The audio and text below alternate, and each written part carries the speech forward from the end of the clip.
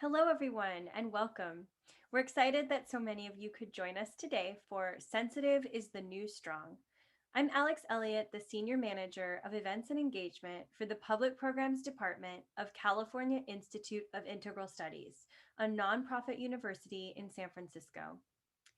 As many of us are descendants of settlers, immigrants, or descendants of those forcefully brought to this continent, we, CIIS Public Programs, must recognize and never forget that our university's building in San Francisco occupies traditional, unceded Ramaytush Ohlone lands. If you're interested in learning more about Native lands, languages, and territories, we encourage you to visit native-land.ca. Now let me first introduce our presenters, Anita Moorjani and May Elawar, and then we'll get right to their conversation. May Elawar received her PhD in philosophy and religion with a concentration in women's spirituality from CIIS. She holds an MA in international relations and a BA in political science. May teaches in the women's spirituality department and is interested in bridging spirituality and religion with social justice activism. May is Lebanese and came to the US as an international student. She is particularly interested in exploring alternative and non-Western philosophical frameworks to address theories of knowledge, identity, gender, colonialism, post-colonialism, and globalization. May's research and activism has focused greatly on social justice in the Arab and Muslim world, particularly for women.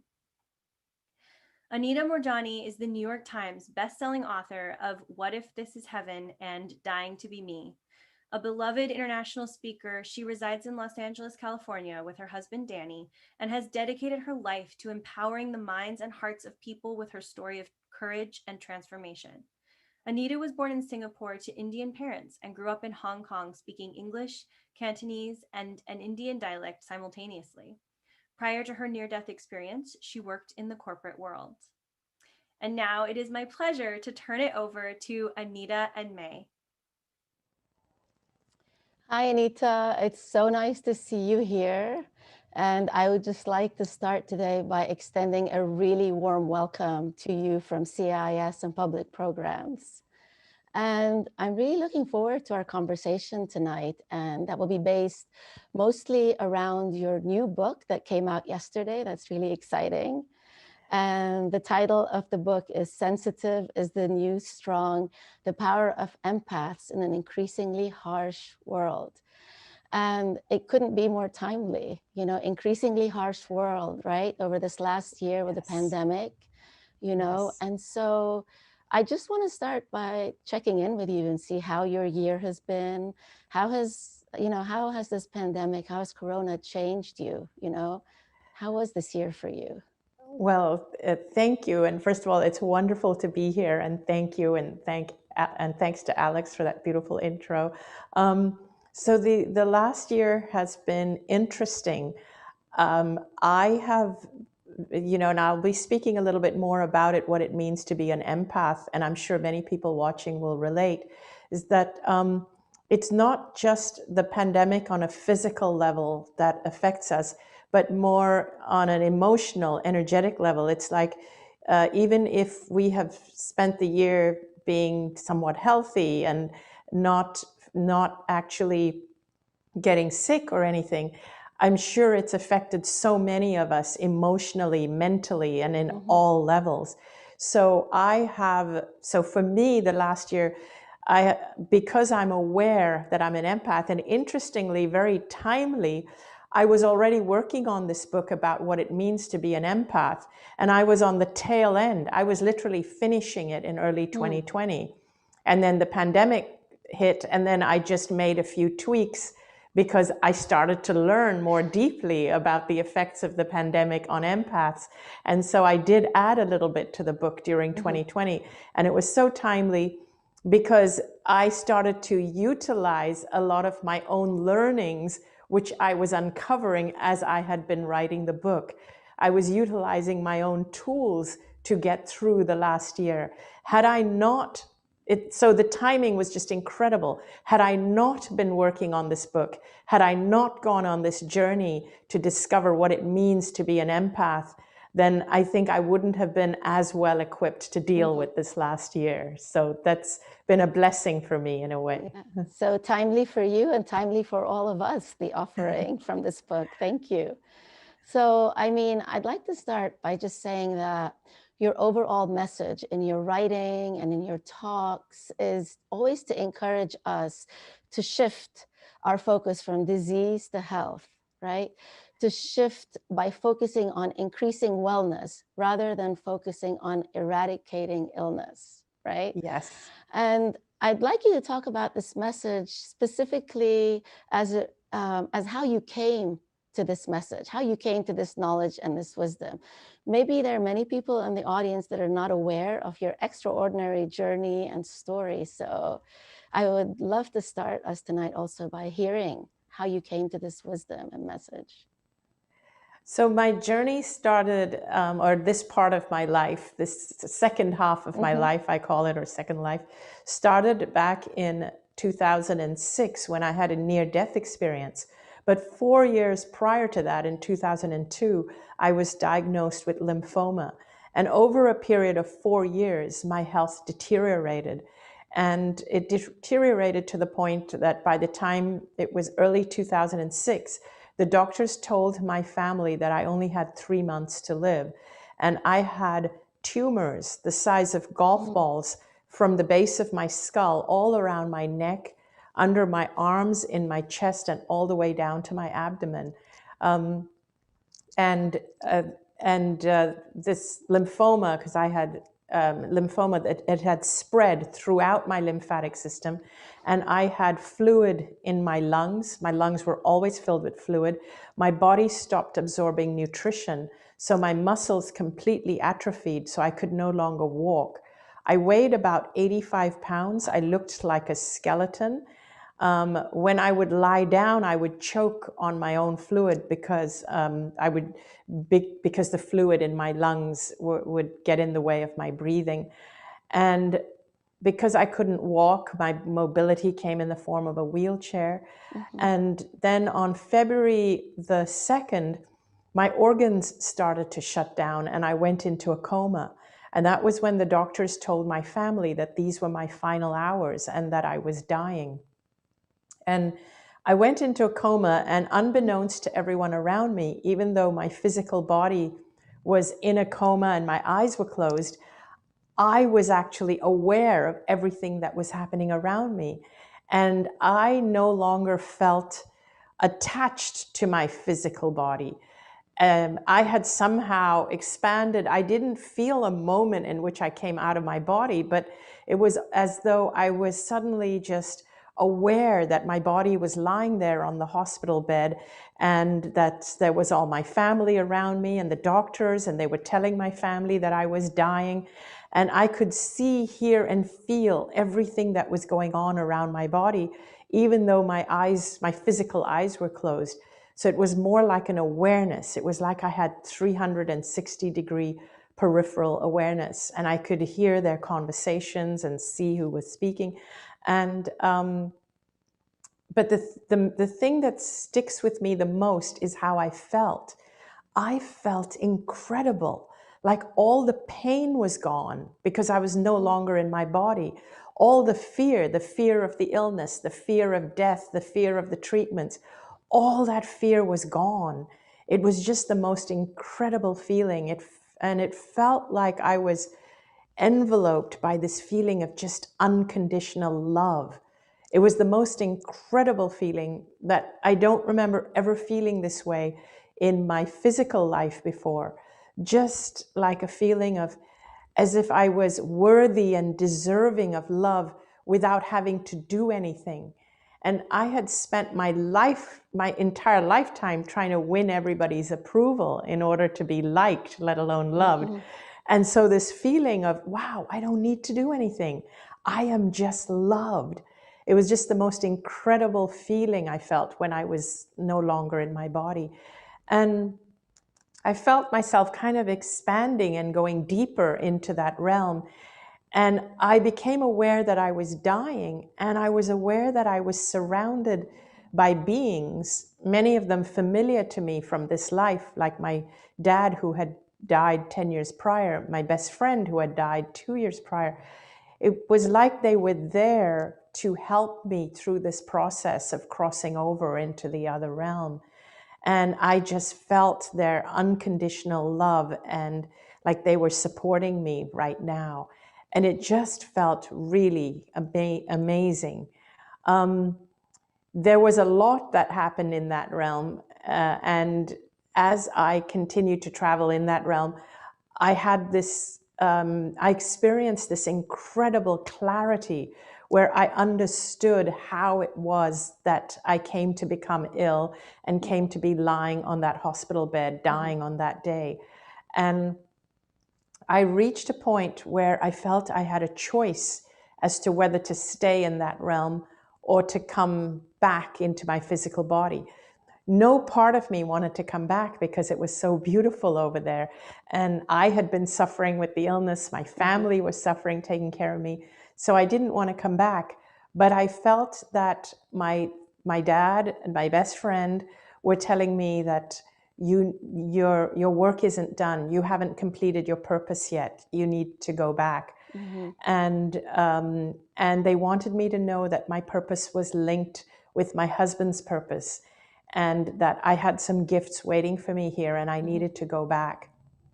My dad also wanted me to know that now that I understood in this state of clarity who I am, meaning that I am loved unconditionally, that I don't have to keep winning people's approval, that we're loved just because we exist. He wanted me to know that now that I knew this truth, that if I chose to go back, my body would heal, and it would heal very quickly. And so it was in that moment that I made the decision to come back into my body. And as soon as I made the decision, I felt my father saying to me, now that you know the truth of who you really are, go back and live your life fearlessly. It felt as if that was all I needed to do, was to live my life fearlessly. I wouldn't need to figure it out. Like, I wouldn't need to figure out what is my purpose? What do I need to do?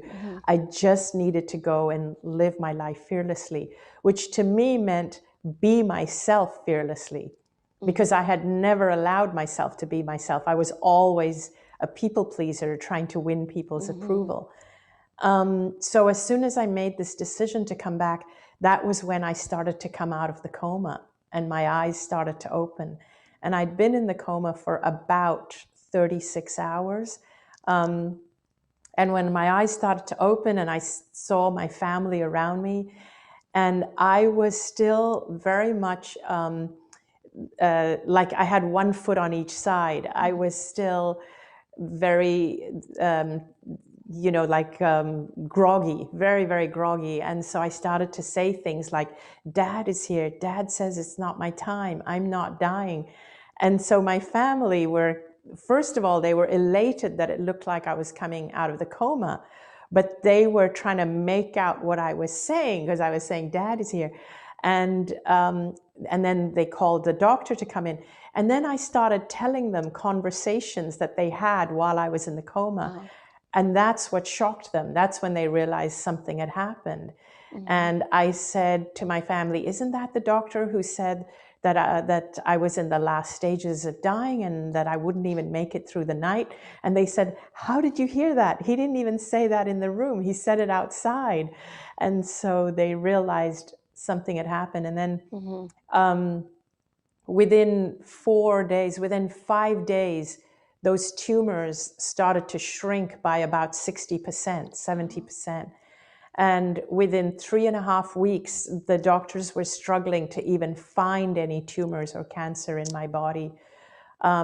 They were determined to continue looking because they said it's impossible. They were confounded. They said, cancer doesn't just disappear like that. We have to keep looking until we find it. In the meantime, I just had to keep building up strength. I was having physiotherapy and getting the use of my legs back, and I started to eat proper nutrition, and I was gaining strength again.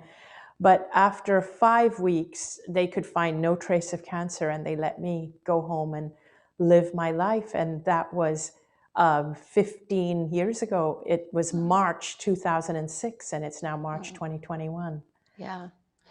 Wow, that's such a powerful story. I mean, I can only imagine after you've shared the story, maybe how many people are now coming up to you wanting to know more, like how, tell us more. And, I'm really appreciative that you are writing these books and you are sharing, how you healed and what happened. So I see that this book, Sensitive is the New Strong, as kind of in that trilogy after Dying to Be You, right? Dying to Be Dying to Be Me. Me, sorry, Dying to Be Me. Yeah, because now And you're then taking what? us, taking us deeper into this space of empathy, really kind of delving into sensitivity and empathy and giving us kind of a guide on how to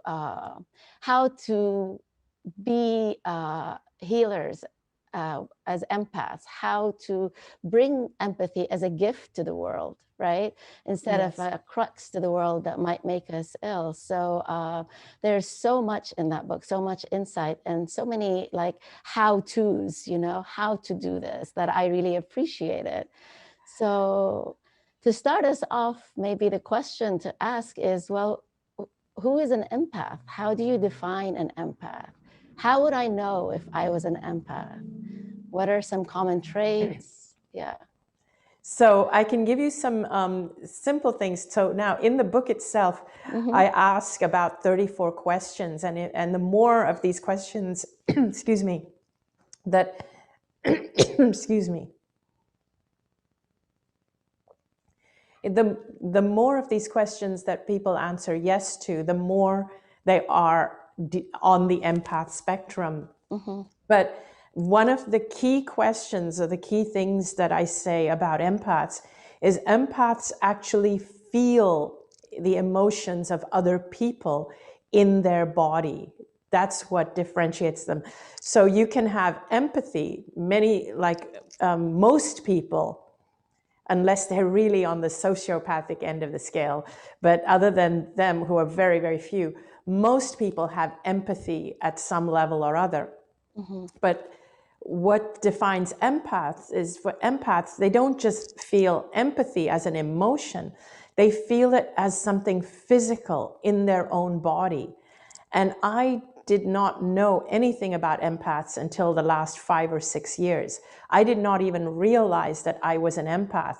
But as I did this exploration, like when I discovered the work of Elaine Aron and also Judith Orloff, and I discovered their work, for me, it was like a breakthrough. It's like, that explains it. That explains why I was always the way I was. Because in my first book, I didn't even know at that time I was an empath. And I explained why I believed that I had cancer. And I explained how I had suppressed myself, how I had been a people pleaser, and how my body was wanting to express itself, but I had suppressed it from expressing itself. And on the one hand, even though there were tens or hundreds of thousands of people who related to what I was saying, there were also people who were debunkers, who were debunking me and who were saying, oh, are you saying that if you just do this, or if you're just positive thinking, or if you don't indulge your emotions or whatever, that you can cure cancer? And so there were people who were also attacking what I was saying. But yet there were hundreds of thousands of people who were relating to what I was saying and who said, wow, your story helped me to deal with my illness. So over the years, I started to realize that there are some of us who are empaths, and we empaths will relate to that more than those who are not. So I realized the people who had been debunking me don't relate to it because they're not empaths. They don't feel the emotions of other people in their own bodies. So let me just clarify this a little bit more. So as an example, when I was a kid, I had no idea this was happening, but very often when I would watch something on TV, I would feel faint, or, my family just thought that they never associated it with things that I was seeing or experiencing. But I remember one time watching a movie on TV, and then while we were just sitting in the living room, I suddenly started to feel faint. And what we didn't associate was there was a scene on TV where this woman was in a car crash, and she crashed and she flew through the windscreen, and she had all these cuts and all over her body and on her face.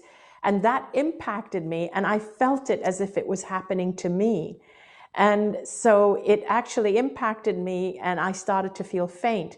Nobody made the association that it was because of what I was watching that I took it on in my body. And so they just thought, oh my gosh, she's feeling faint. Let's maybe it's low blood sugar. Let's give her something. Or do I need to take her to the doctor tomorrow? I was like 15 years old, but I was fine a little later. But that scene stayed with me for a long time.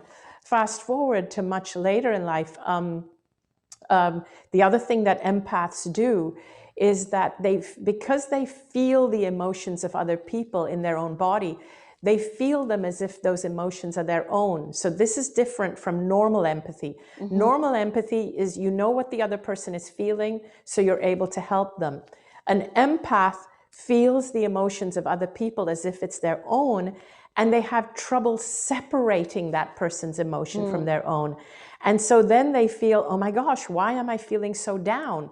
What is wrong with me? And they start going and searching for ways to help themselves, you know, like they'll go for therapy, they'll read self-help books and so on, as if this is their issue. But actually, their only issue is that they are an empath and they're absorbing everyone else's issues. Right. Yeah.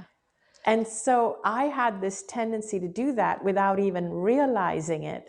And so I then started to understand more deeply in the last few years why I was so susceptible to maybe something like an illness like that. But again, I share this not to scare people who are empaths, because once you are aware of it, you will not attract the illnesses. It's just about being aware of it. Right. Yeah, and thank you for bringing that. This reminds me of a conversation you and I had right before about whether one is born an empath or one can develop empathy. And you just spoke to that distinction. One can develop empathy to kind of feel with the other person, but one is born an empath, which is what you were describing, you know, that feeling, that physical feeling of someone else's Exactly. pain. Yeah, that's very interesting. Exactly. So there really is a fine line that if you're an empath, that you cross that line. Right. Because empathy can be developed. It can easily be developed you know, by giving people life experiences. Right. Kids can be taught empathy by, you could tell kids that I want you to pretend that you are a paraplegic for 2 weeks. You're going to navigate the world in a wheelchair. And they are forced to do that, they will develop empathy for people who are confined to wheelchairs. So empathy can be developed, but being an empath is something you are either born one or you're not. Right. Yeah. Yeah, thank you. And in the book, you speak about both pain of being an empath and how that can harm you, and also the sort of blessing of being an empath and how that can heal you and heal others. So my question is, what are some ways that being an empath can actually cause you harm and maybe make you ill? What must be aware of if you're an empath? What must you be aware of, you know? So you have to be aware that you have a tendency to absorb the emotions of people around you and mistake them as your own. And also with empaths, because they feel other people's emotions, if someone isn't feeling good, an empath needs other people to feel good so that they can feel good, because we're feeling their emotions. So empaths have a tendency to be people pleasers. And so they want everybody around them to feel good, because only when everyone else feels good do they feel good, because they're feeling everyone's emotions. So you need to be aware you have that tendency, so that you allow yourself the space to remove yourself when other people are feeling very, very low, so that you don't absorb their energy. Of course, it's great to help people, but you need to help people from a place of awareness and strength, as opposed from a place of feeling down yourself and feeling, oh my God, I need to do this to feel better. So just to give a story of something that happened to me is that when I was unaware that I was an empath many years ago, and I had a best friend who was diagnosed with a very aggressive form of cancer. And when she was diagnosed, it came as a shock to me. It was a shock to the extent that it was as if it was happening to me. And I felt her pain so much, and I felt her fear to the point that I wanted to be there and help her alleviate it as if it's my own. This is another thing that empaths do. They feel other people's emotions sometimes stronger than their own emotions. And so in my desire to constantly want her to feel better, I felt all my problems were nothing compared to hers.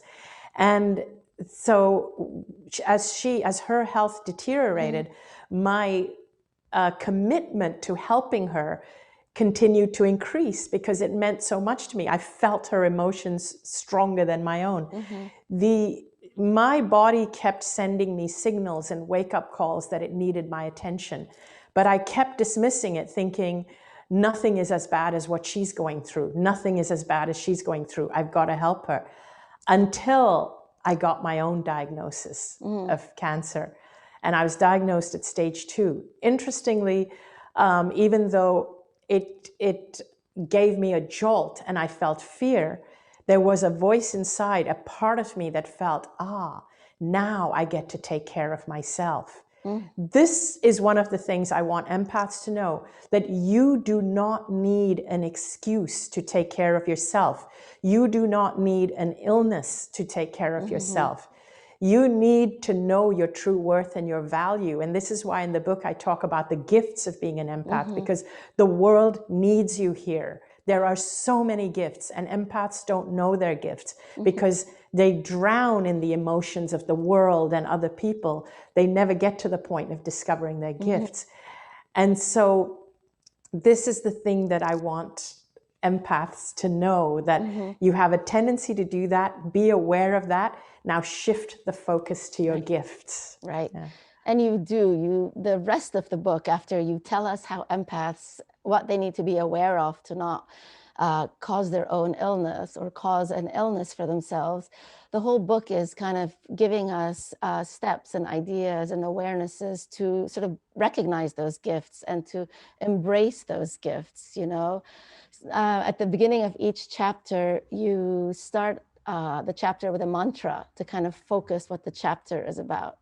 And I wanted to ask you about one. And chapter 3, you say, the chapter is called How to Live Life More Optimally as an Empath. And it starts with the mantra, I'm like water, both gentle and strong. Can you say more about that mantra and what you define as the key power tools that allow empaths to embrace their sensitivity and in the process discover their strength? You give some tools in that chapter that I think are incredibly useful. Yeah. Thank you. So I may not remember the exact tools from that chapter, but as a generalization, what I mean even by that mantra, that you to be like water. The thing about empaths is that many empaths seem to believe that they are weak. They seem to believe that many empaths become doormats because they are trying to please people because they need other people to feel good. So basically what I want empaths to know is that their gifts, the gifts they have, which go unrecognized in this world, are far stronger than anything they have been led to believe. One of the gifts is that empaths are way more connected to what I call source energy. We can call it God, the universe, your higher self, your soul. It doesn't matter what your spiritual belief, what your religious belief, that's irrelevant.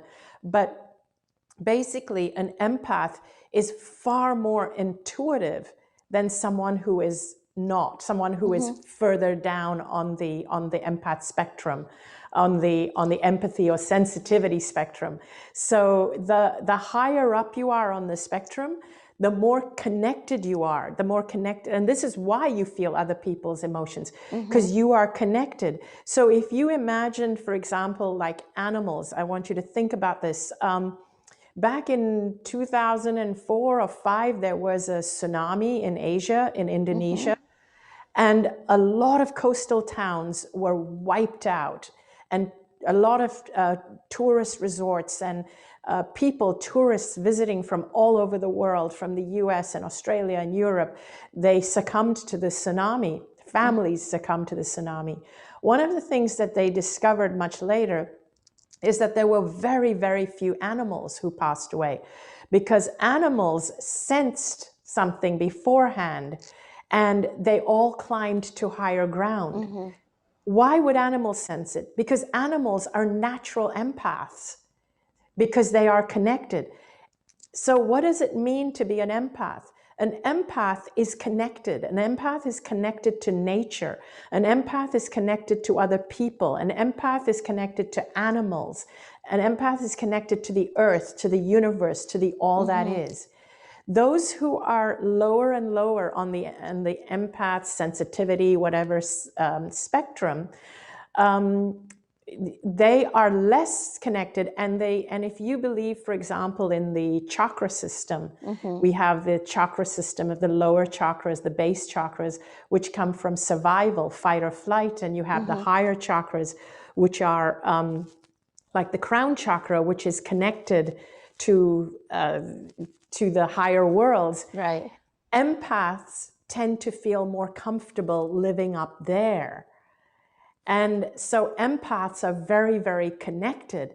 But where empaths lose their way is because we live in what I call a world created for 5 sensory people. Empaths are very 6 sensory, but we suppress ourselves and dumb ourselves down to 5 sensory in order to fit in with everyone else, because we want other people to feel good and other people to feel comfortable. So we suppress ourselves and squeeze ourselves into a 5 sensory box.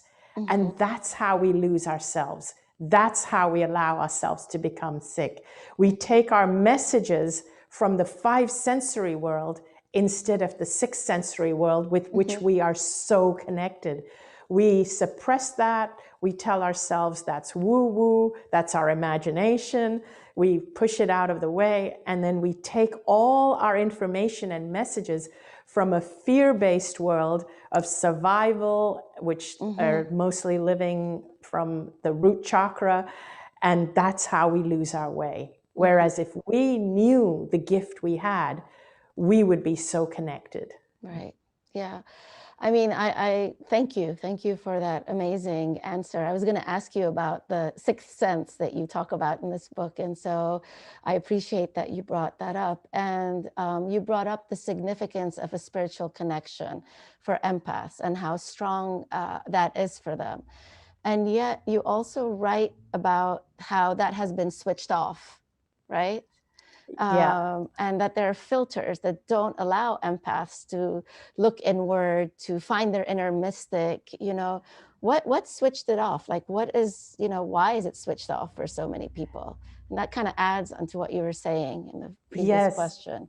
Yeah. It's this desire to fit in. We actually sacrifice our 6th sense to be liked, to be wanted, to please other people. It's, in a way, it's our survival mechanism to survive in our community, in our societies. And I want to say here that I'm not trying to say empaths are better than other people. It's not, I'm not trying to say other people are lesser than or anything. I'm just trying to, what I am trying to say is that empaths have always felt lesser than other people. They've always been historically the underdogs, the ones who have been bullied, because they are the ones who give of their hearts and wear their hearts on their sleeves. So my work is to empower them so that they stop being like that and to realize their gifts.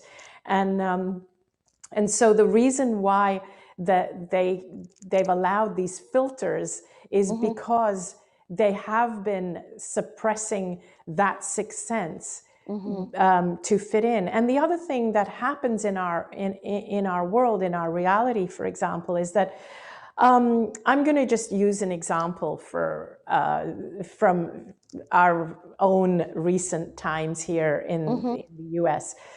As you all know, Marianne Williamson, for example, she was running for president in the 2020 election, and she's and I love her. She's a friend of mine, but it doesn't matter what your political beliefs are, whether you're on the left or the right. So I don't care about that. But one of the things I noticed is that Marianne was attacked because she brought in some spiritual beliefs into her arguments. She talked about love. She actually dared to talk about love, which I thought was very courageous of her in this world that worships five sensory views as opposed to six sensory views. But she was attacked for it, and people made her feel that she was really dumb and stupid. And I noticed that. And what kind of message does that send to all of us empaths who feel the same way? And again, I'm going to say this is not about her political views. Right. If it was about her political views, people can argue about her political views. But I am talking about something more fundamental, is like when she brings in concepts like about the importance and the value of love in a community, in a society, it is, the person gets treated as though they are woo-woo and out there. Right. So this is how empaths have been marginalized. Right. Right. And this is what drove me to write this book. Right. You know, again and again in this book, you talk about the importance of self-love, love and self-love, right? And of being unapologetically authentic, right? Yes. I mean, you stress that our capacity for self-love is what will change the conditions of the world, right? So can you say more? You actually say, I wrote that down because it didn't, that it's selfish not to love yourself. You know, Yes. we always hear, oh, it's selfish. You have to love others or you're selfish. But you say it's selfish not to love yourself, right?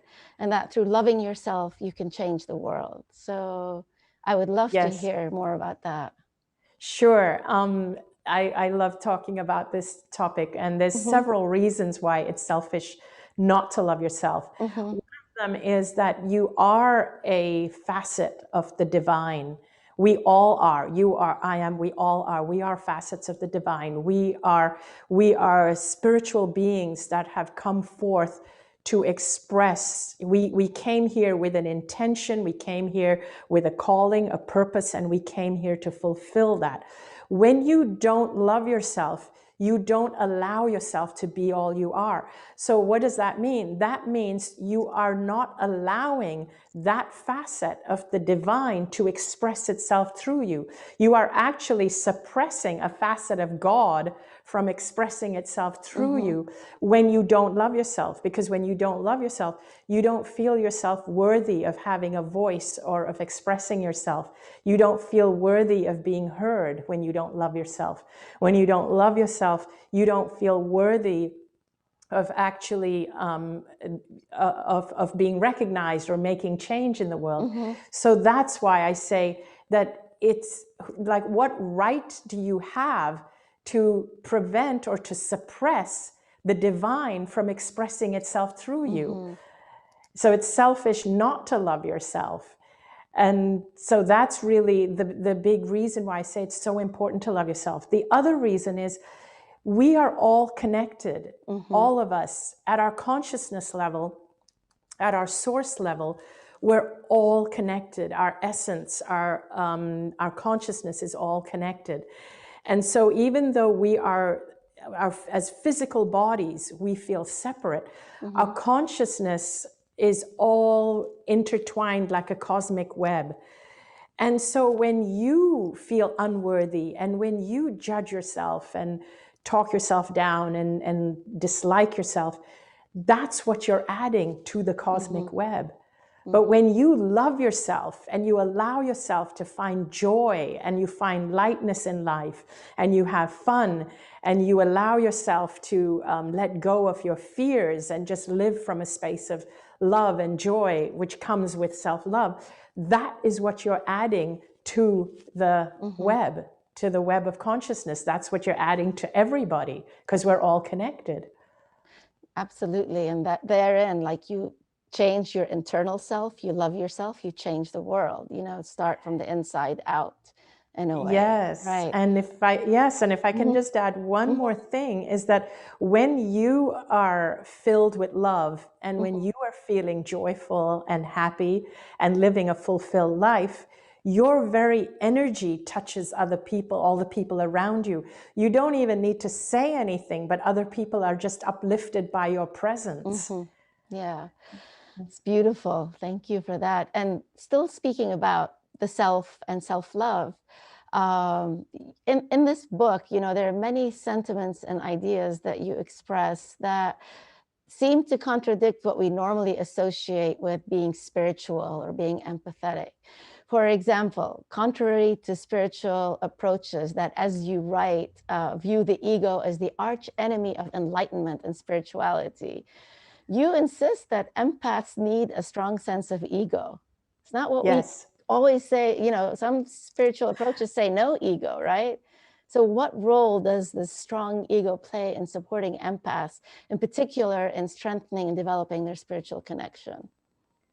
So first of all, the ego helps you to identify yourself. So on the consciousness level, as I said, without our bodies, we are all connected. But while we're here in the physical, we have a role to play in our bodies.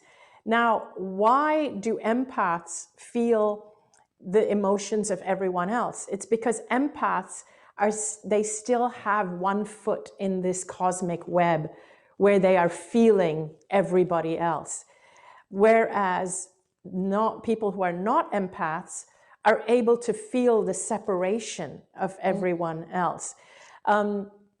What is the ego? The ego is but that separation from everyone else. The ego is what separates us.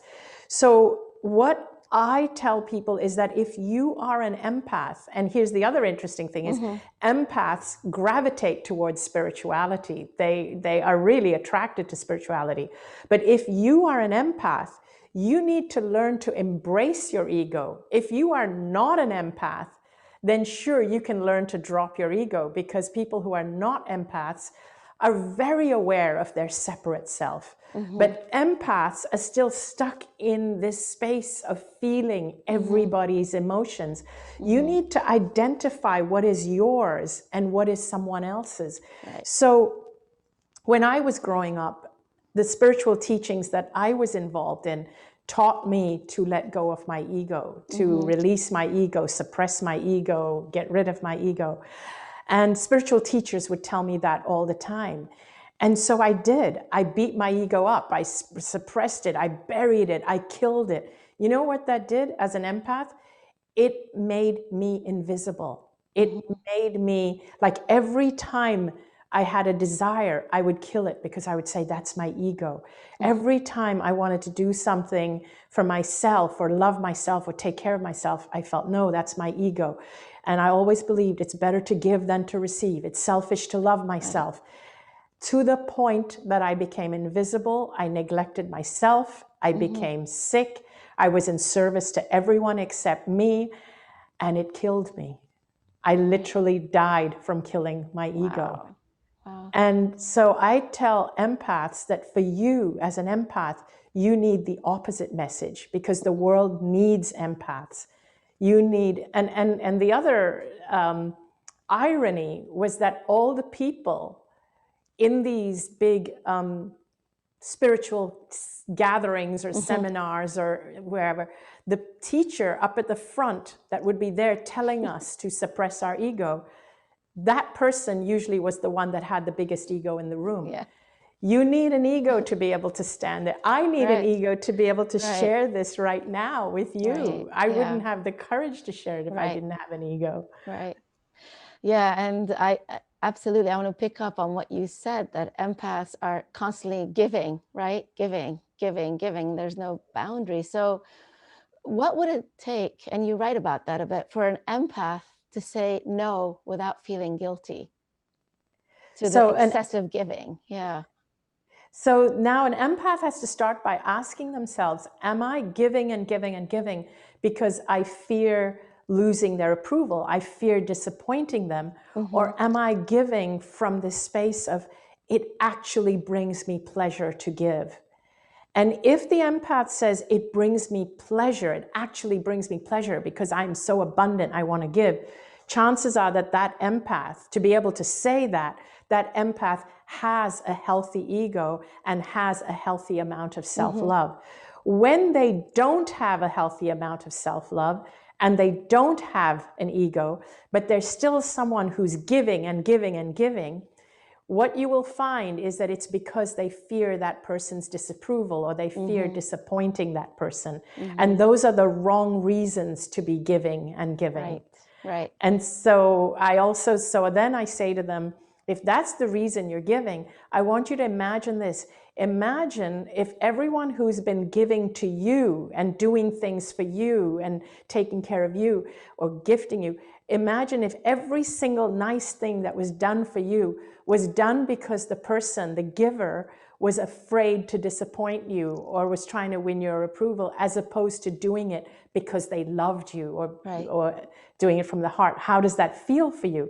That's when they go, oh God, that doesn't feel really good. Right. Yeah. I'd rather they didn't do it.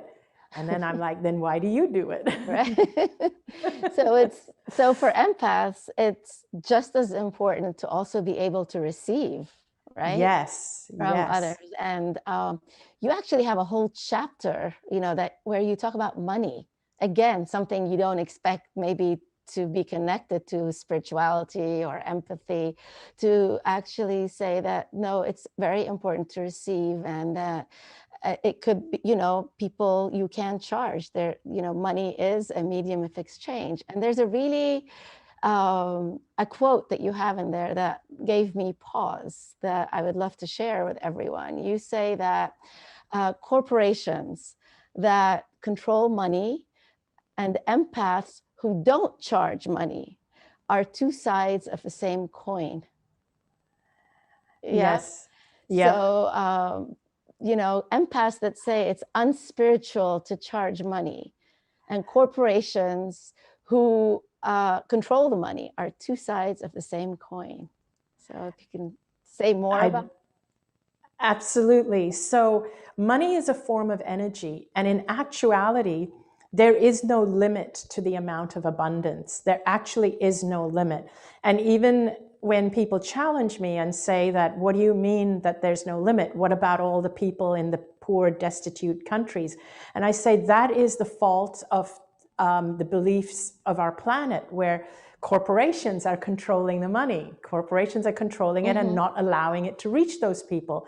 But in actuality, there is an unlimited amount of money, but it is our people that are controlling it.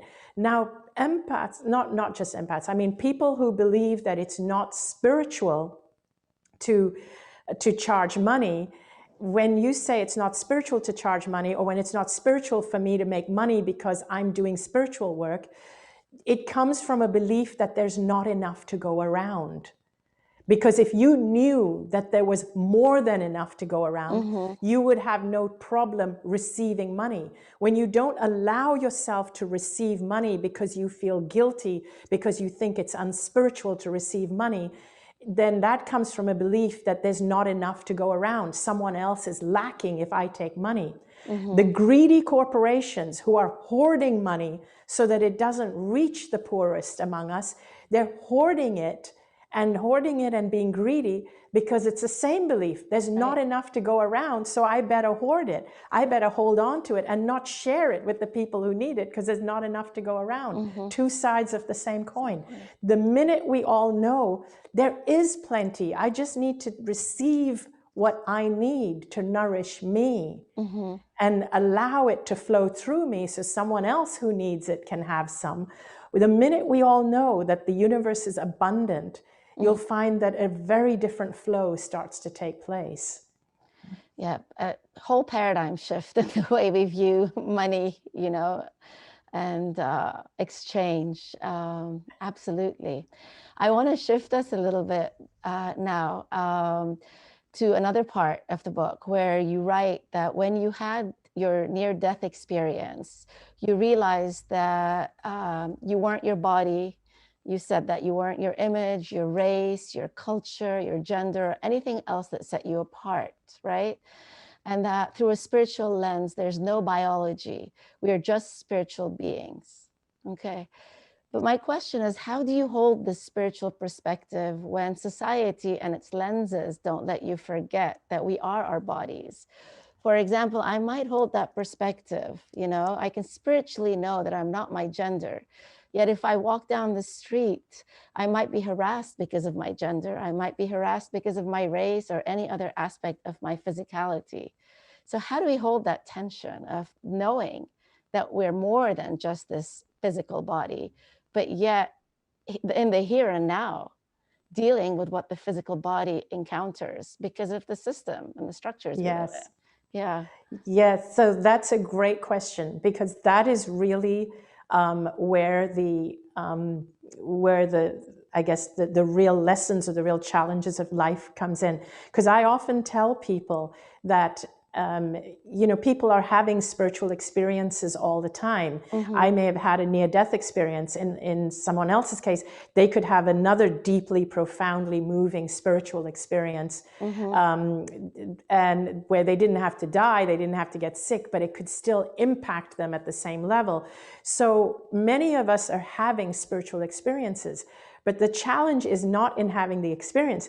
The challenge is in integrating that experience into this physical life, which has all these, you know, where we are reminded every day that we are not a spiritual being, we are a physical body, as you said.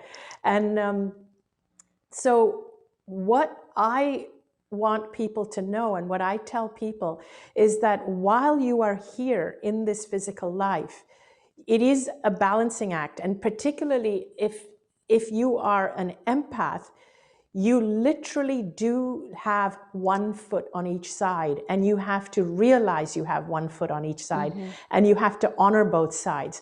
So when I say people are not on the empath spectrum, that means they are well and truly immersed in the physical. People who are well and truly immersed in the physical are the kind of people, they're not bad people. They could be very, very good people. They could be wonderful parents, wonderful siblings. They could be wonderful parents to their children, or wonderful spouse to their spouse, or wonderful teachers, or whatever. But they are also the people that would not be struggling with a lot of existential issues that empaths struggle with. They don't struggle the same. They would have no problem in hoarding money for their for their clan, for their families, for their generations, and so on. But empaths struggle with that. So what I would want empaths to know is that you actually truly have one foot on each side. To me, that's what defines an empath. Because if there is somebody out there who is a healer, who is a musician, like a real musician, an artist, who is a clairvoyant, who is a psychic, they are empaths. To be those things, you have to be an empath. And so you have to realize you have one foot on each side, and you have to honor both sides equally. And in honoring both sides, you have to love your ego and love your physical body, but you also have to take a break from this side to then honor your spiritual side. Because if you are too immersed in one or the other side suffers. If you're too immersed in the physical, what happens is you get drawn into all the fears of this physical world, and you start to get lost, and you lose touch with your connection. And that connection for you is so important, because you are a sixth sensory being.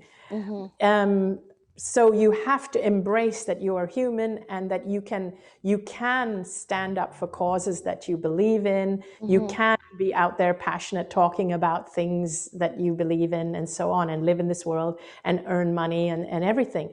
But at the same time, you need to always remember, no matter what other people say, whether people say it's delusional or woo-woo, you have to ignore that and give yourself time to connect to your higher self or the divine, and unplug from the exterior, the external world, to allow yourself to receive messages. As an empath, we are most connected when we unplug from all the messages and the noise from the external world. That's when we hear our messages, and that's what gives us the guidance of what to do next in the physical world. So just to kind of close this up about being in the physical world, where empaths make their mistake is we take our cues from the physical world as to what we need to do and what is our calling. We mustn't do that. As an empath, we must take our cues from the spiritual world and then go apply it in the physical world. Always do it that way. So live from the inside out and not from the outside in.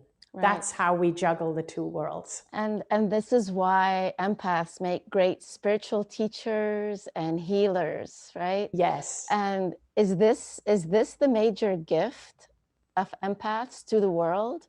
Because is this that they can bridge those two worlds in this way? The biggest gift they have is that they can bridge the two worlds. And empaths are the most powerful healers. They are the most psychic. You know, if somebody is super psychic, they're an empath. If someone is a very powerful healer, they're an empath. If someone is a very in touch, in tune musician or an artist, they are an empath. If someone is truly a spiritual teacher that is connected and is able to help a lot of people to find their own divinity, they are an empath. And so the world needs these empaths. And that's why I encourage empaths to find their voice and to know, I encourage empaths to find their gifts so that their gifts can be shared with the world, because the world needs empaths. And the world needs empaths to take on leadership positions, because empaths have a tendency to think of their traits as weaknesses. And so they have a tendency to hide. They find the world to be harsh, and they have a tendency to hide. And they have it because they're afraid of criticism and they're afraid of disappointing people. But if all the empaths were to hide, what happens? Then the world gets taken over by the louder and more aggressive voices. Yeah, absolutely. I have a lot more questions, but I just got the signal that we have not under 10 minutes left. So I'm trying to think of, what do I really want to know? And what I really want to know, when I was first told that I would be interviewing you, and I started to read your materials and your experience, I was so intrigued with this concept of living fearlessly, right? Because, you know, many of us grow up with many fears. I grew up with a mother that had MS from a young age. And so I grew up with fear of sickness, the way you describe your fear of cancer before you had the near-death experience. What's a day of living fearlessly like? Is it possible to ask it that way? Does that make sense? It does. It does make sense. So now, when we live in this physical world, fear is thrown at us all the time, because we live in a very fear-based paradigm. And this is, when you opened, you said that one of the things I always say is to shift the focus about illness. I always say shift the focus, because in this current physical world we live in, we have been conditioned to live in fear. Instead of focusing on wellness, we have been conditioned to fear illness. You know, instead of focusing on being abundant, we have been conditioned to fear lack. It's like kids are taught fear of failure as opposed to a passion for learning or a passion for succeeding. And it's always about fear of not enough to go around. So we have been conditioned with fear, and fear of illness being a big one. Fear of failure is another one. Fear of being criticized, judged, fear of disappointing people. So when my dad said to me, go out and live your life fearlessly, what he really meant was be yourself fearlessly. So to simplify it, be yourself fearlessly. And because I was not being myself, the illness came even because I was suppressing myself, suppressing my ego, suppressing my truth, suppressing who I am, believing that everybody else is more important than me. Everyone's problems are bigger than mine. So living your life fearlessly, there will always be little fears thrown at you that will creep up. But to consciously live your life fearlessly means, okay, so what does it mean for me to be myself fearlessly in this situation, or to be authentic in this situation? So it's allowing yourself to be authentic fearlessly without fear of disappointing people or criticism. Yeah, thank you for that. That's very, very helpful. In this situation, how to live fearlessly. That's yes, very, and very how to good. be, and how to be myself fearlessly in this situation. Yeah. One last question before we go to Q&A, and this sits with me. You know, what is your message to someone who might be experiencing illness right now, like in the audience, or you know, some relative of someone in the audience or something? How can they? What's the first step to begin their own healing? What would you say to them? The first step would be to ask yourself, what would you like to do with the rest of your life if you had a clean bill of health? And I would want to shift their focus from the illness that's in their body, from the disease that's in their body. I would want them to shift their focus to living a full life. Even if they physically can't do it, I would want them to start to build up a passion for life. Because if somebody is ill, and they have no desire to live, like if they hate the life they have, if they're in a situation where maybe they feel trapped or stuck, or maybe it's because they hate the job they have, or they don't have enough money, or they're not in a good relationship, or all these things, there is less incentive to get well, because for them to get well means just going back to the situation they had before. For other people, for certain other people, the illness may be serving something. It may be giving them more attention and love, which they don't know how to get without the illness. The illness might be giving them permission to love themselves, which they feel selfish doing without the illness. So I would encourage them to explore all of these things. I would encourage them that I would say, you don't need the illness to live a full and happy life. You don't need an illness as an excuse to love yourself and to take care of yourself. And if you didn't have the illness, who do you want to be? What is it you want to do and be with the rest of your life? And so my role in somebody's life, if they were dealing with an illness, would be to really be the cheerleader for them to really discover a passionate life, so that there is a desire to want to get well and to live. Yeah, thank you. I love in the book when you ask that question, who do you want to be? How do you want to create your life? And then you add, who do you want to be? How do you want to create your life if no one's watching? Yes, that's important. No That's one's really watching, important. where it's not about anyone else, it's just about you, you know. That was very, yeah, very informative. So we're going to move to the Q&A portion. A lot of people have been posting questions in the chat. I'm going to put my glasses on so I can see them. And the first question from several audience members, they're asking, what suggestions can you share for protection or energetic self-defense? How can I shield myself without having to physically leave the situation? So that's a great question. So the first thing I would do is I would ask you to reframe it. And so don't think in terms of protection or shield, only because immediately those words, at least for me, they make me feel like I'm being attacked. So if we can think in terms of that people are just being people, they're not out to attack me, but I need to recharge my batteries.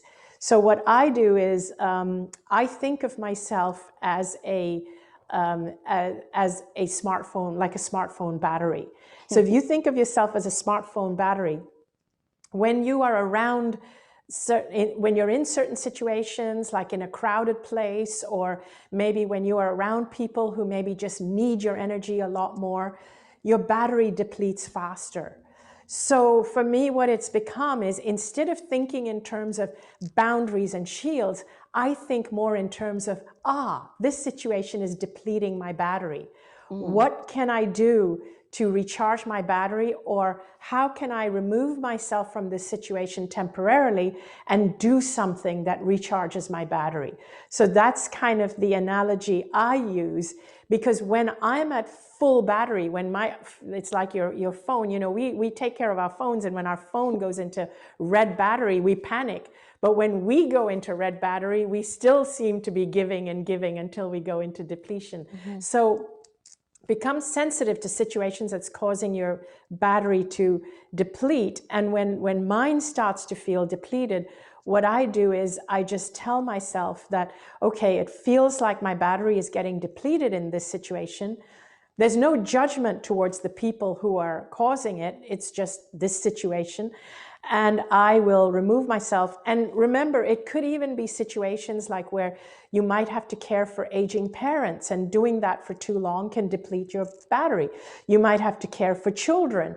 Doing that for too long will deplete your battery. Or you might actually be in a relationship. It could be a friend or a partner or something that actually isn't good for you, and it isn't healthy. And every time you're in that relationship, it depletes your battery.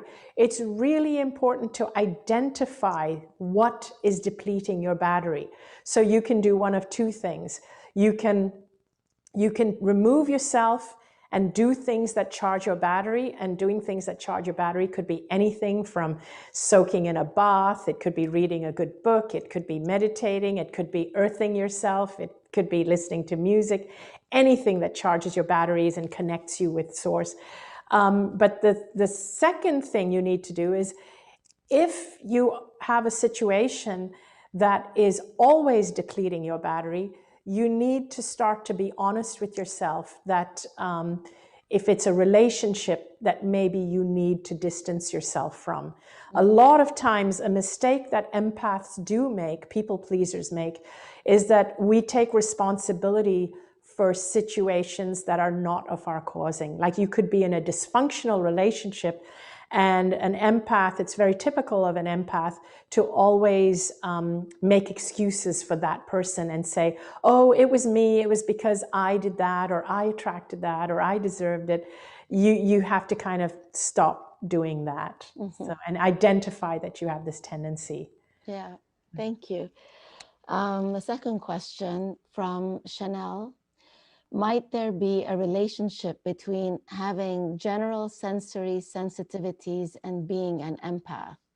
More specifically, in the context of autistic individuals who are often sensory sensitive, such as myself, might a sensory sensitive person also be more connected to the source energy, more intuitive, etc.? Yes, in fact, people who are on the autistic spectrum really have very strong senses. They are definitely on the empath scale, definitely six sensory beings. There are people, just like people who have a lot of special needs, people and kids are very, very high on the empath scale, as are our animals and pets. Right. They're very high on the empath scale, and have a tendency to absorb the energies around us, and have an ability to read the energies, very intuitive. So yes, there is definitely correlation. And there's their gifts, the gifts that they bring too, that are really needed into the world. Exactly. Yeah. And my husband is on the autistic spectrum. He has Asperger's, which is a high functioning autistic, and so he has his gifts, which and he's extremely intuitive, which so, and he's very, very gifted with technology, and literally, you know, people think if you're gifted with technology, people think that you're very left brain, but in his case, he actually gets spiritual insights on how to make the technology work. It's a spiritual connection that he has with technology. That's very cool. Yeah, thank you. So a question from Steve. Are there more appropriate times to share or withhold specific empathic knowing with others that we are reading, such as saying, I'm sensing that? Or is it better to just let energy flow through and work less directly with specific pieces of empathic knowledge? Could you read the last part again? I got the first part. So such as saying, you know, do you want to come out and say, I'm sensing that, like specifically, or is it better to just let the energy flow? Yeah, I would say it depends on the situation and the person. If you're close to someone and they know you have this tendency, then I think it's okay to tell them, and they probably expect it. But if it's a situation, if you're in a social setting with multiple people or you don't know the people well, I would say that maybe sometimes it might be better not to go there, and trust that the energies around you, the spirit guides and all, will take care of what they need to take care of. Yeah. Thank you. So I keep putting my glasses on and off because the headphones hurt with my glasses on. That's why I didn't have them on, but I need them to read. So that's what's going on with that. So a question from Lisa. Wonderful discussion. Would you please talk about the difference between being a highly sensitive person and an empath? I know I'm an HSP, but a bit unsure whether or not I'm an empath. So the difference between highly sensitive people and empaths. So a highly sensitive person senses things, but they don't necessarily feel it in their body. So a highly sensitive person will know that you are, let's say, if you're feeling bad and you're struggling, or and you're struggling with something, or you're feeling, let's say you're feeling depressed, a highly sensitive person will be able to intuit that and know that, but it won't affect them. With an empath, it will affect the empath. The empath's own energy will go down, will be depleted. That's the difference. So if you find that when you are around people who are struggling, that your own energy depletes, then you are an empath. Right. Thank you. Yeah. So a question from Joanne Rhodes. I'm an empath and healer and have trained as a physical therapist. I feel like one of my challenges is standing in truth in the face of criticism or reactivity. How can we strengthen this trust in the truth, connection to source? How do we deal with the critics' aggression? See, that's something that I've had to learn over time as well. And I completely understand you. And what I would say is, it's easy to say, it's very hard when you get the criticism, but focus on the people who resonate with your message. So when I first came back from the near-death experience and healed from the cancer, I thought everybody would want to hear what I had to say, because I thought, why wouldn't they want to hear about how the disease, how I believe my disease healed, because surely it would help a lot of people. So I wanted to shout it out from the rooftops. But when I started talking about it, I attracted debunkers and naysayers and critics. And I thought, wow, this is really interesting. Why don't people want to know this? And so I stopped sharing. I actually stopped sharing because it became too painful to share. Over the years, like after my life changed again when Wayne Dyer discovered my story, and now I've somehow become a public speaker, I have learned to focus on the people who are ready for the message, on the people who are hungry for this message. And whenever I see a critic or a naysayer, in my own mind, I just tell myself, this message is not for them. It's just not for them. They're not ready for it, or it's just not for them. And I don't indulge it. I don't try to convince them. One of the mistakes that many people make is that when we see a critic, we focus on the critic and we try to indulge the critic. So here's the thing, here's what happens.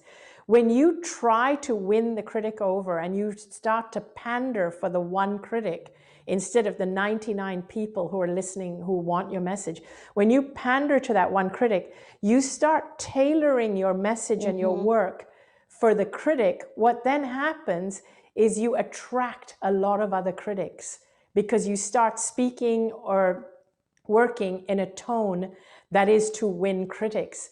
You will attract 100 other critics. But if you don't even try to convince the critic, let them be there, say what they want to say, but you keep your focus on the people who want your message, who love your message, and who want more of you, what ends up happening is you end up going deeper and deeper with these people who want more and who are hungry for more. And you become more passionate, they become more passionate, it feeds off each other. And eventually, either the critics get convinced by themselves or they fall away. That's what I would suggest. Don't even focus on them. Yeah, thank you for that, because speaking for myself, I have a tendency to focus on the critics, right? Oh my God, everybody liked this except one person, but this is great advice. Yeah, absolutely. Yeah. So another question from the audience is, how can empaths handle people taking them for granted? So the way to handle it is, it's in your own hands. It really is about you starting to learn to say no and learning that you are worthy and deserving of being loved and loving yourself. So it starts with you loving yourself. And in all 3 of my books, I speak about, in fact, 4, counting the children's book, I speak about self-love, because it's for an empath more than for anybody. Self-love is the key to our liberation. It's the key to our connection with our higher self. I cannot stress it enough. So before you worry about other people taking you for granted, work on loving yourself more. That is the key. Work on loving yourself more. Start by asking yourself, what would I be doing if I really did love myself? Pretend you love yourself if you can't love yourself yet. But that is your only work, is to work on loving yourself more. Wow, thank you. So a question from Mary Hughes. Do you see a similarity with empaths and Carl Jung's wounded healer? I know Carl Jung, but I'm not familiar enough with that work to comment on that. Okay. I haven't read it. I don't know that work. Okay, thank you. Thank you. Another question from the audience is, what is the best way as an empath to navigate stuckness, being stuck? It would depend. See, if the person was in front of me, I would say elaborate on the question, because it would depend on what the stuckness or what they're stuck at. Right. I mean, if I was to elaborate from my perspective, I would say, what would it take? I have all this awareness. I've heard you talk. I've read your book, but what would it take to unstick myself from these old patterns that are making me ill, perhaps? Okay, that makes more sense. And I'm not sure what they meant. That's what I'm asking. Yeah, yes. So, so to unstick yourself from the old patterns, I would literally start with baby steps, like really, really baby steps, and just ask myself a question of, what can I do today to prove to myself that I love myself? And just do one thing. Do one thing today. Maybe tomorrow do 2 things. See if you can even increase it up to 5 things a day to prove to yourself that you love yourself. And it really means things that you would not normally do for yourself? I mean, like, let's say you've been meaning to relax in a hot tub for a while, but you just don't take the time to do it because you've got so much to do. Tell yourself, no, today I'm going to prove to myself I love myself, and I'm going to do that. And it is actually surprising how powerful self-love is, because we seem to think of love as something pretty shallow, and we seem to think of self-love as just loving our physical body, but it's not. When you truly love yourself, you love your whole self. You love the divine part of you, the spirit part of you. You start to unstick the flow of the messages, the insights that come from your divinity, the more you love yourself. Because the more you love yourself, the more you trust your intuition. When you don't love yourself, you second guess yourself. You don't trust yourself. You actually trust other people more, and you give your power away. That's why I keep harping on about self-love. When you love yourself, you claim your power. Even in health and healing, you need to take responsibility for your healing. And it's only when you love yourself and you trust yourself and you don't second guess yourself are you able to take responsibility for your healing trajectory. I'm not saying it's your fault that you got sick. I'm not blaming the illness on the person. So you got ill, we all get ill. But you can take responsibility for your healing trajectory from this point moving forward. But when you don't love yourself and you don't trust yourself, you put your power in the hands of other people, in the hands of doctors and so on. And sometimes what happens is that you have no control of what direction your life goes.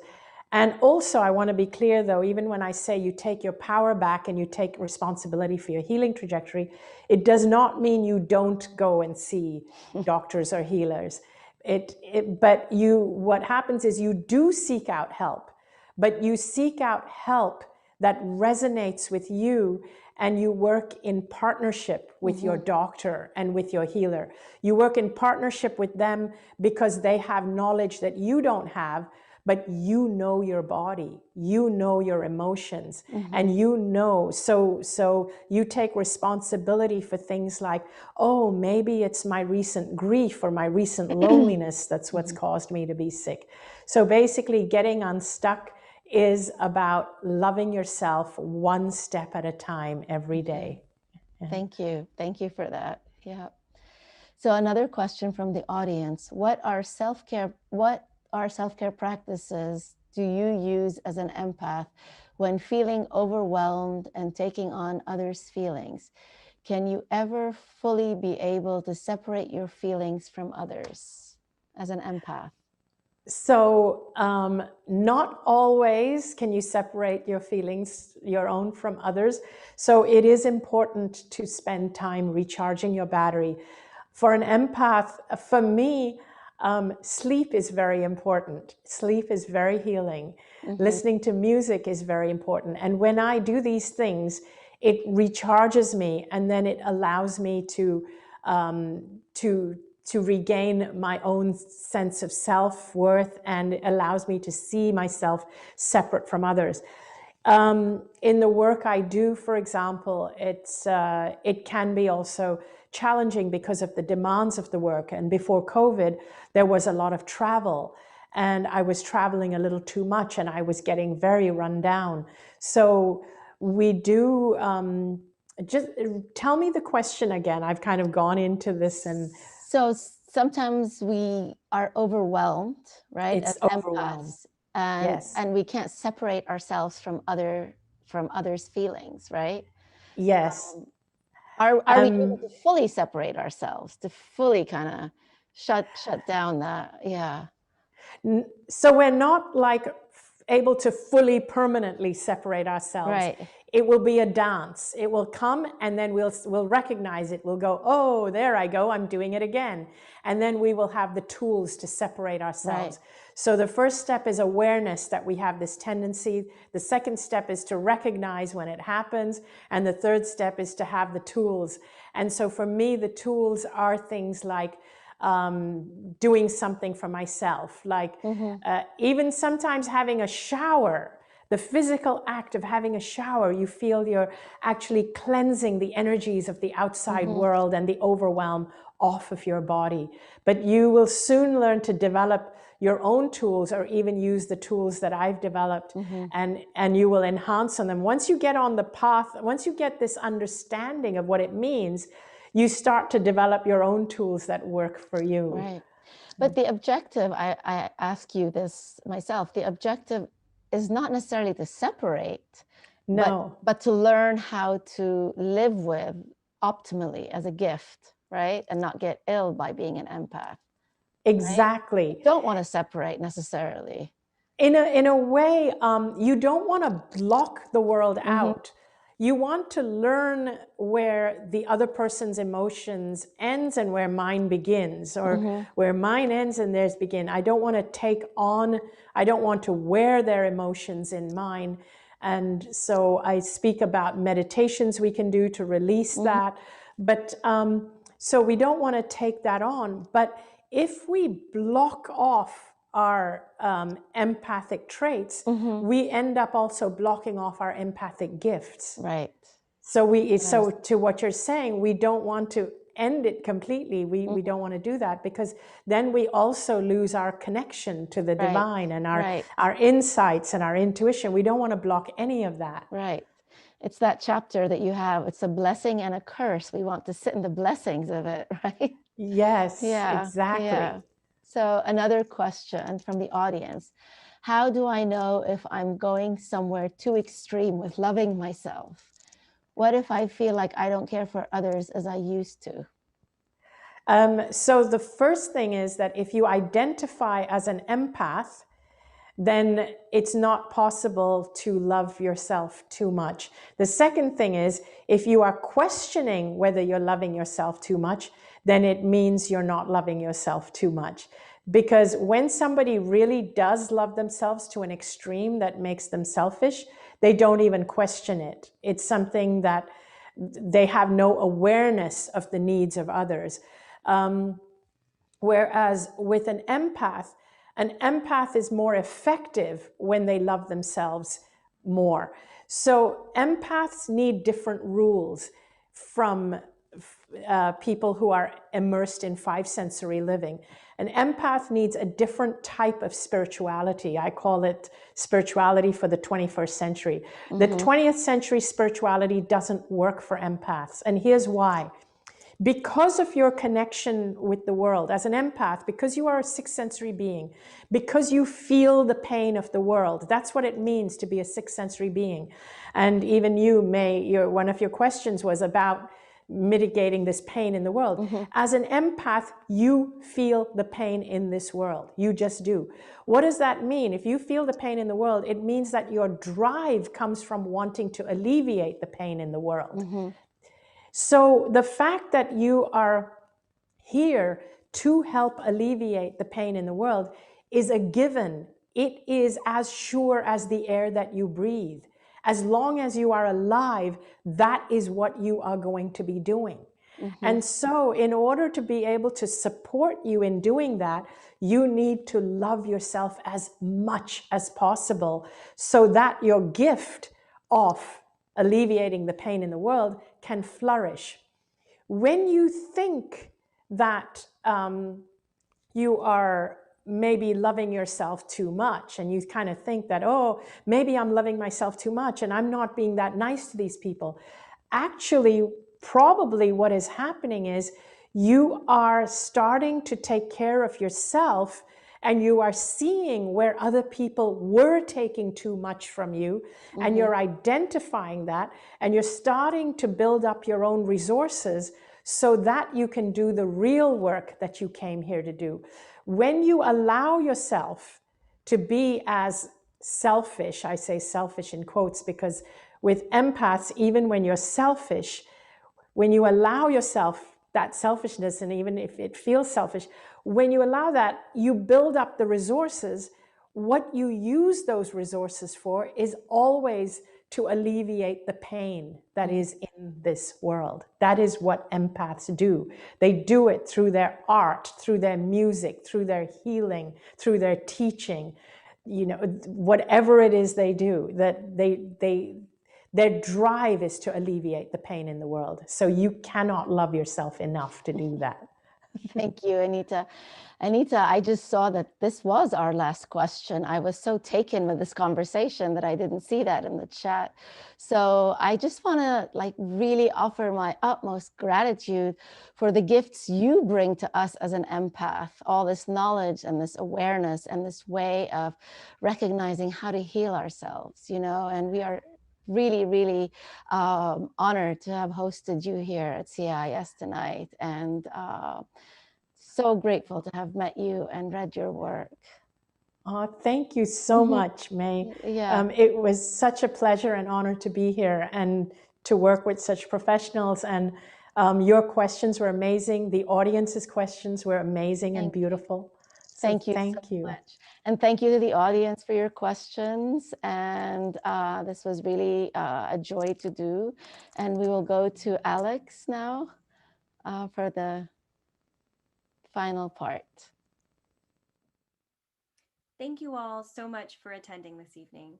We hope you will join us for more of our upcoming talks and workshops. This conversation was recorded this evening, so if you would like to watch it again or share it with your community, it will be available on our YouTube channel at this same link and on our Facebook page. We will also feature this talk on our podcast, which you can find at www.ciispod.com or by searching CIIS Public Programs on your favorite podcast app. Thanks again for joining us and have a wonderful evening.